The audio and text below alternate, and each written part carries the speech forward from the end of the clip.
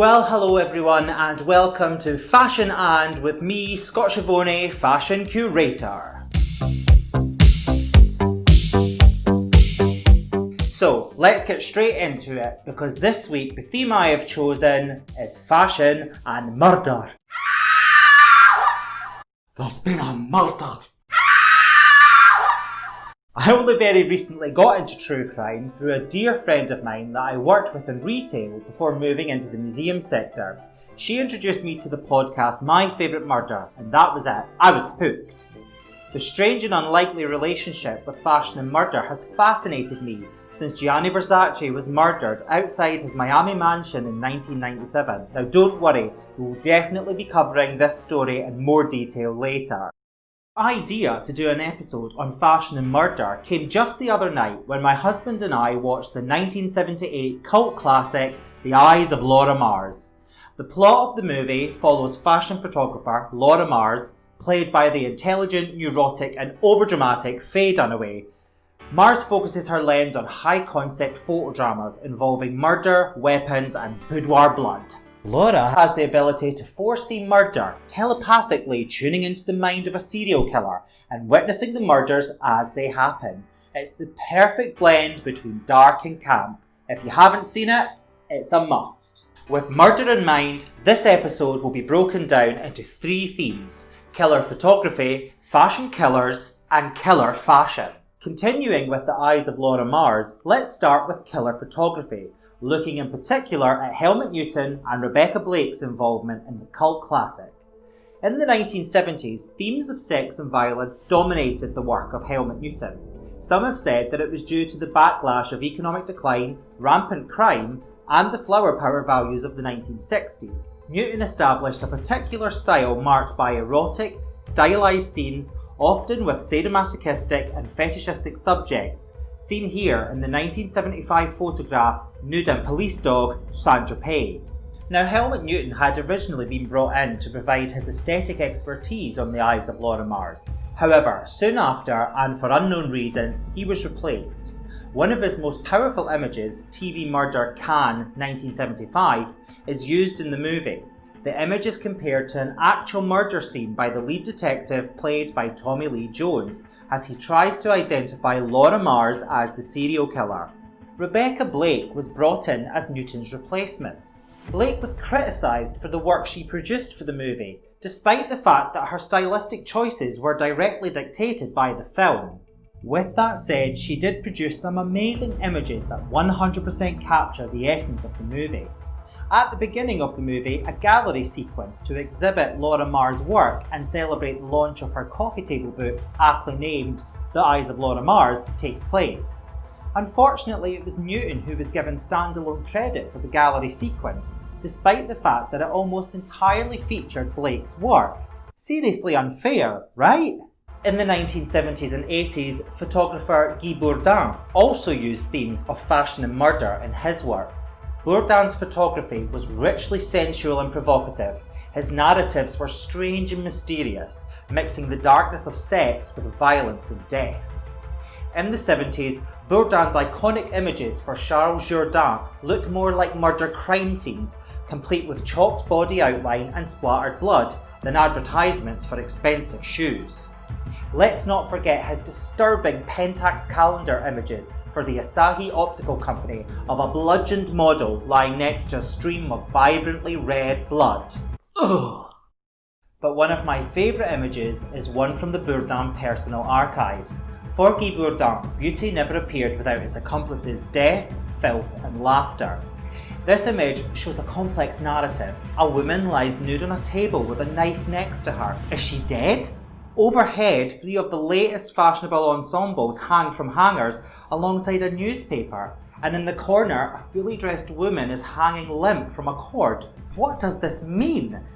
Did the fully clothed woman kill the other woman because she caught her trying on her frocks? Was it all too much for her, so she decided to end it? Have both these women been murdered by an unknown assailant? What is going on? This is a murder mystery nightmare! In this next section, I'm going to discuss some real-life cases looking specifically at fashion killers. The first case being that of Andrew Cunanan and the murder of Gianni Versace, possibly one of the most famous fashion and murder cases ever. The sudden murder of Gianni Versace not only shook the fashion world, but also the world at large. Gianni Versace was an Italian fashion designer. After opening his Milan boutique in 1978, Versace quickly became an international sensation. His designs employed vivid colours, bold prints and sexy cuts, which was a refreshing contrast to the muted colours and simplicity of his rival, Giorgio Armani. This rivalry created the saying, Armani dressed the wives, Versace dressed the mistresses. Gianni built his international fashion empire with his sister and muse, the iconic Donatella Versace. Oh, I love that woman. It was Donatella who pioneered friendships and collaborations between the brand and celebrities such as Madonna, Elton John and Prince, alongside many others, making Versace one of the first to link fashion to the music world. It is believed that Andrew Cunanan was obsessed with the designer and often bragged about his close friendship with Versace, which sat well with Cunanan's delusions of grandeur. By the time Cunanan arrived in Miami on the 12th of May 1997, he was wanted by the FBI for the murder of 4 men. The Miami police knew he was in the area, but Cunanan basically hid in plain sight, openly walking the streets and frequenting the bars of Miami's South Beach for months before he made his final kill. On July 15th, around 8:45 a.m, Gianni Versace was returning home from buying coffee and magazines when Cunanan shot him twice in the head on the front steps of his mansion. A witness chased Cunanan but was unable to catch him as he fled into a nearby parking garage where police found a stolen vehicle containing Cunanan's clothes and clippings of newspaper reports of his murders. After a week-long manhunt, on July 23, 1997, the body of Andrew Cunanan was discovered on a luxury houseboat in Miami. He had shot himself. We will never know Cunanan's motives for what he did, but what we do know is that he changed the fashion world forever. And of course, I have to recommend American Crime Story, The Assassination of Gianni Versace. This series has some amazing fashion moments and performances by Edgar Ramirez as Gianni Versace, Darren Criss as Andrew Cunanan, and Penelope Cruz as Donatella. Although Penelope Cruz is not a patch on the amazing Gina Gershon and her portrayal of Donatella in the Lifetime movie The House of Versace. Check it out, it's amazing. So the second most famous fashion and murder case is the murder of Maurizio Gucci. Despite the success of the Gucci brand, the house has been shrouded in controversy and family feuding since almost day one. In a nutshell, the history of the family business goes like this. Founded in 1921 in Florence, Gucci set up his business and started selling leather goods to horsemen, explaining the famous Gucci horse bit that has become an iconic house code. In 1938, Gucci expanded his business to Rome, and soon his one-man business turned into a family one. His son Rodolfo ran the European side, whilst his other son Aldo looked after the American side. Rodolfo's son Maurizio Gucci inherited 50% of the business when his father died. Maurizio tricked his cousin, Aldo's son Paolo Gucci, to go against his father in order to gain majority control of the company. His attempt was successful, and eventually, after reinvigorating the brand, Maurizio Gucci sold his remaining stock in 1993 for £170 million, ending the Gucci family ownership and making Maurizio Gucci a very wealthy man. However, in 1995, Maurizio Gucci was gunned down by a hired hitman in front of the concierge Giuseppe Ornato in the lobby of his office block. Sarah Gay Forden's book, The House of Gucci, recounts the horrific scene. The man opened his coat with one hand and with the other pulled out a gun. Onorato watched in horror. He saw the first bullet enter Gucci's camel topcoat. The second shot him just under the left shoulder. Onorato noticed how Gucci's camel coat shivered as each bullet pierced the fabric. A third bullet grazed his right arm. As Gucci moaned and slumped to the floor, his attacker fired a final and fatal shot into his right temple. Maurizio Gucci's ex-wife Patrizia Reggiani was later convicted of arranging the killing. Patrizia's bitterness towards her ex-husband was well known, as was the fact that she was looking for a hitman. She twice asked her cleaner to help and even consulted a lawyer over what would happen if she had got rid of her ex-husband. In the end, she consulted a self-styled sorceress, Giuseppina Oriema, who, on Patrizia's behalf, found the right hitman for the job. Patrizia claimed she was blackmailed into paying the sorceress 600 million lira, 300 grand, for arranging the killing. However, the evidence given in court against Patrizia also included an entry in her diary dated March 27, 1995, the day of Maurizio's murder, containing a single word, paradisos, the Greek word for paradise. Guilty! In November 1998, Patrizia was sentenced to 29 years imprisonment. She's actually been released from prison now, and Lady Gaga is tipped to play her in the movie adaptation of the murder. The time has now come to flip the tables and talk about killer fashion. On the 20th of November 1861, Matilda Shooter, a 19-year-old flower maker, died from accidental poisoning. As part of her job, she applied the finishing touches to artificial leaves used in fashionable headdresses, dusting them with a beautiful green powder that she inhaled and ingested every day. This brilliant green pigment, amongst many other uses, was used to colour dresses and hair ornaments and was achieved by mixing copper with highly toxic arsenic trioxide. According to accounts, her death was horrible. She vomited green waters, the whites of her eyes went green, and she told doctors that everything she saw was, yep, you guessed it, green. In her final hours, she had convulsions and died foaming at the eyes, nose and mouth. Her life had been cruelly sacrificed to wealthy women's desire for fashionable dress and accessories. Problem was, this shade of arsenic green had become so desirable that it was the colour that every fashionable lady had to be seen in. Ball dresses were ordered in abundance, and every 20 yards of fabric contained 900 grams of arsenic. When it came into contact with the skin, it produced scars and sores and damaged tissue. Images of ulcerated nails and green skin circulated and illustrated the dangers of arsenic. This was gruesome. The French and German governments took actions against the use of arsenic, but the British government, although the dangers were known widely to the public, did nothing.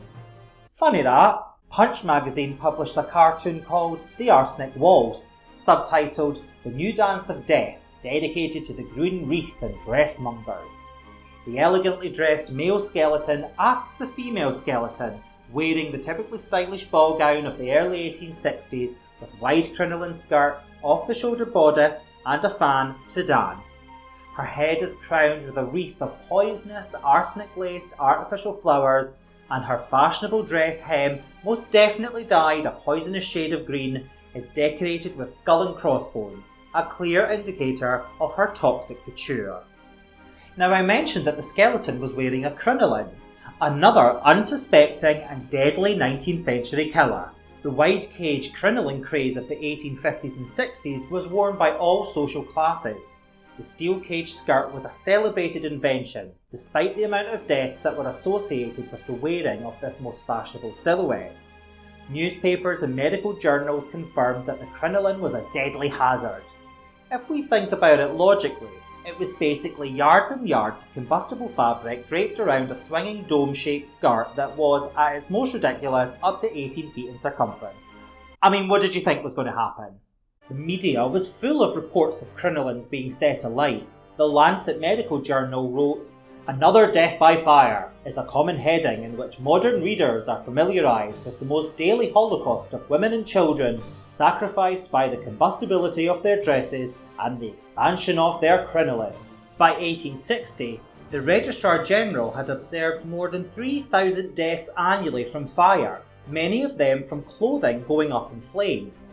Though there were no exact numbers as to the amount of deaths involving crinolines, newspapers and caricature artists took advantage, using the absurdity of the crinoline to illustrate the dangers of frivolous fashion. This hand-coloured lithograph from the Wallace collection in London, labelled "Fire" and subtitled "The Horrors of Crinoline and the Destruction of Human Life," dramatises two young fashionable ladies dressed in their finery as one of their crinoline skirts is set ablaze. In the midst of the panic, a man in the background approaches with a bucket of water, whilst her companion tries to smother the flames. Even the poor little dog has not managed to escape their perilous fashionable choices. The dog runs off with its tail engulfed in flames. Poor wee doggo. Deaths involving crinolines and fire were blamed on reckless vanity, and crinoline-clad women were condemned and ridiculed. Strange as it is, fashion and murder seem to have found themselves unusual bedfellows through movies, photography, serial killers, hitmen, and through actual physical harm inflicted by the clothes we choose to wear, lest we forget how the simple choosing of a scarf led to the strangulation and death of famed American dancer Isadora Duncan in 1927, when her extra-long floating neckpiece got caught in the wheels and axle of her car. What fashion and murder have in common is the human factor. Other than accidental death, like poor dear Isadora, it's the human factor that has been behind most of the fashion and murder cases that we have discussed today. Fashion and murder continue to resonate with people through one of my favourite TV shows, Killing Eve. The psychotic but lovable assassin Villanelle is known for her amazing sartorial choices and very much uses fashion as part of her character. Assassinations have been executed wearing some of the industry's most recognisable houses, including Chloe, Burberry, Balenciaga, JW Anderson, Molly Goddard and Stella McCartney. You can't help but think, fabulous. So that's it for today's episode. I hope you enjoyed it. Feel free to add any comments to the comments section below. Now, some of you lovely subscribers commented asking where my shirt was from in my last episode, Fashion and Art. And I'd just like to tell you all that that was a little vintage Moschino number. And for those of you wondering what I'm wearing today, this is one of my most treasured pieces, vintage Versace from his 1997 collaboration with American pop artist Jim Dine, wearing it in tribute. And finally, please don't forget to like, share and subscribe to my channel, Fashion And, with me, Scott Schiavone, Fashion Curator.